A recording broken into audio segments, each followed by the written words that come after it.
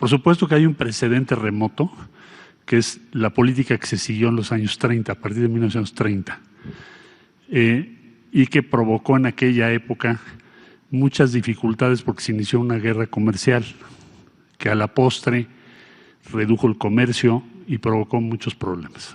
Estoy hablando de los años 30.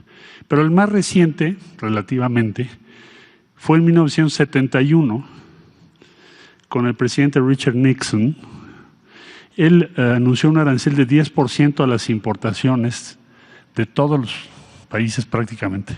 Fue un arancel general para negociar modificaciones a las políticas cambiarias de sus socios comerciales. O sea, fue un objetivo transaccional.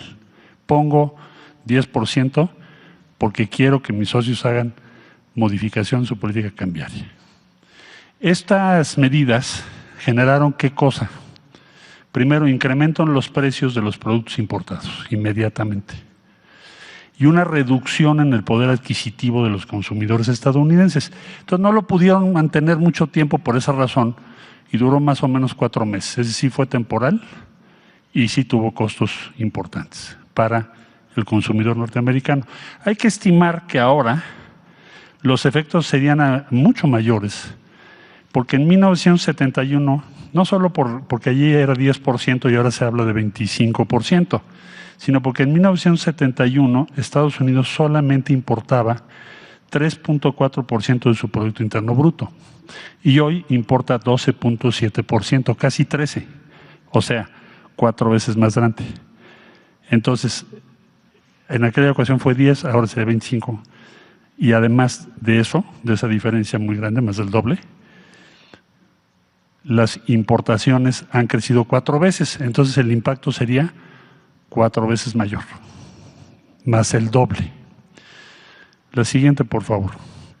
Ahora, ¿a quién afectan estas medidas? Porque hablamos de países, pero sí, ¿qué empresas?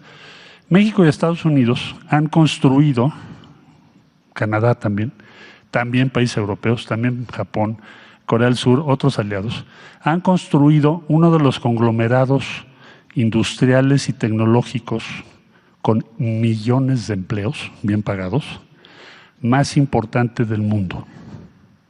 Entonces, el primer impacto que tiene una tarifa, que es un impuesto, pensémoslo como impuesto, un arancel es un impuesto, va a ser el impacto a las principales empresas de los Estados Unidos en México, particularmente en la industria automotriz. ¿Por qué? General Motors, Stellantis, Ford, bueno, aquí está la asociación, está la American Chamber. ¿Por qué razón? Porque son las 3 empresas establecidas en México. Por cierto, recordar que la primera planta de Chrysler se fundó hace 80 años en México. O Ford Motor Company pues, llegó al fin casi hace un siglo.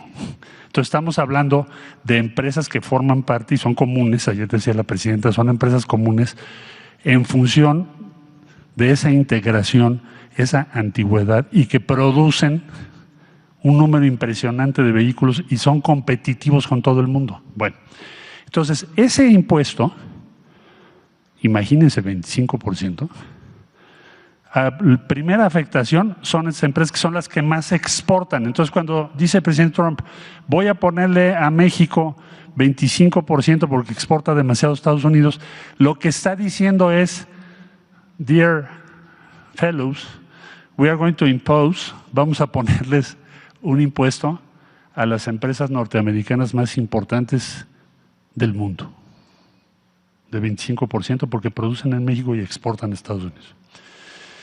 Y si hubiese, por parte de Canadá y de México, que poner otros impuestos similares, que es lo que esperan muchos comentaristas, Financial Times, Wall Street Journal, en fin, porque es lo que ha pasado siempre, también se afectaría a estas 3 empresas. ¿Por qué? Porque son las que más exportan a México partes automotrices. Estamos muy integrados, traemos unas cosas de Estados Unidos, otras las producimos aquí, las integramos y ustedes lo ven como un producto final.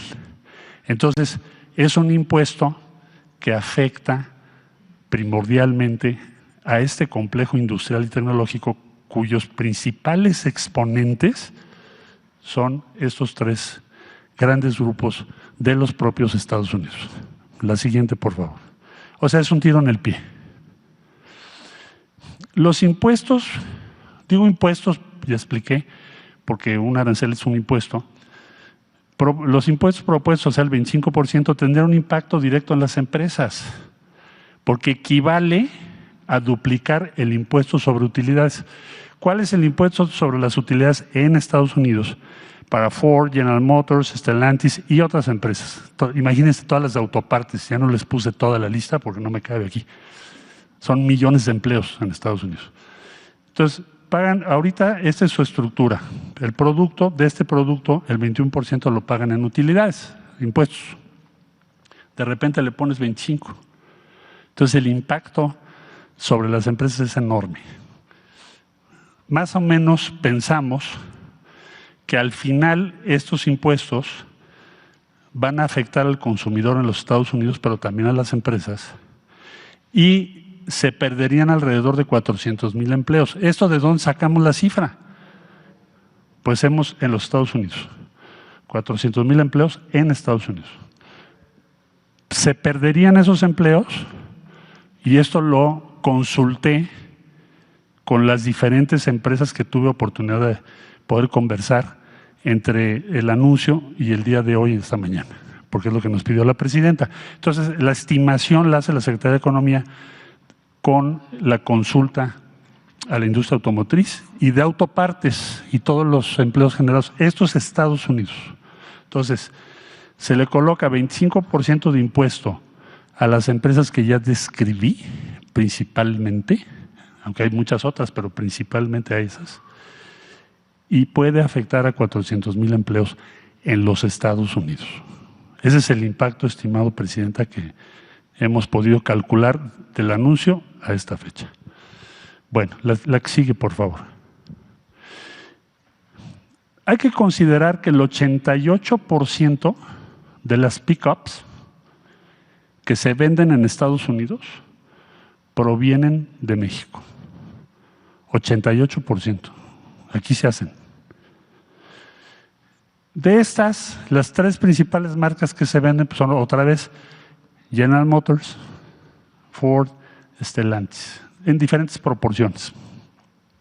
Todas ellas, ojo, esto se los pregunté ayer, ¿cuál sería el impacto de una tarifa, impuesto, ya dijimos, de 25%, como el anunciado por el presidente Trump, en los precios en los Estados Unidos de América? ¿Cuál sería el efecto?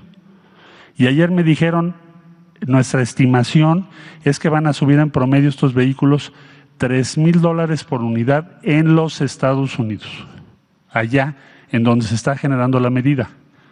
Es como de explicarle a los ciudadanas y ciudadanos de los Estados Unidos que nos hacen favor de seguirnos, que el impacto de esta medida principal es en contra del consumidor en Estados Unidos y de las empresas de Estados Unidos, las tres más grandes empresas de la industria automotriz norteamericana. Por eso decimos, es un tiro en el pie. La que sigue, por favor. Ahora, nuestra visión, lo que nos ha pedido trabajar la presidenta Sheinbaum. Bueno, el comercio en la región, o sea, ¿qué le vamos a plantear a la nueva administración? ¿Hacia dónde vamos a trabajar? ¿Qué nos pidió la presidenta?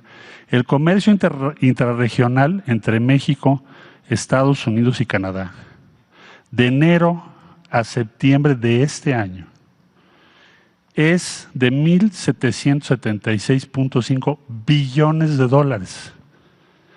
Más o menos, para darnos una idea, es 1/3 del Producto Interno Bruto Mundial lo que genera nuestra región.